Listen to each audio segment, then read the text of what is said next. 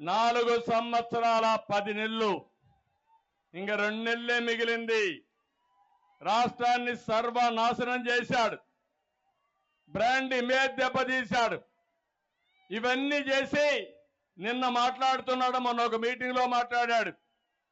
ఏదో ఇంటర్వ్యూలో ఒక మాట మాట్లాడుతూ నేను చాలా హ్యాపీగా దిగిపోతా, నాకేం నష్టం లేదు అని మాట్లాడే పరిస్థితికి వచ్చాడు.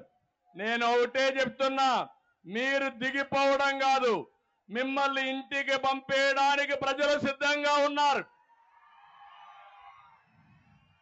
నిన్ను భరించే పరిస్థితిలో ఇక్కడ ప్రజలు లేరు. ఉన్నారా తమ్ముళ్ళు అని మిమ్మల్ని అడుగుతున్నా.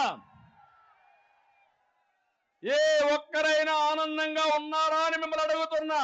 ఏ ఒక్కరూ ఆనందంగా లేరు. కదలిరా కదలిరా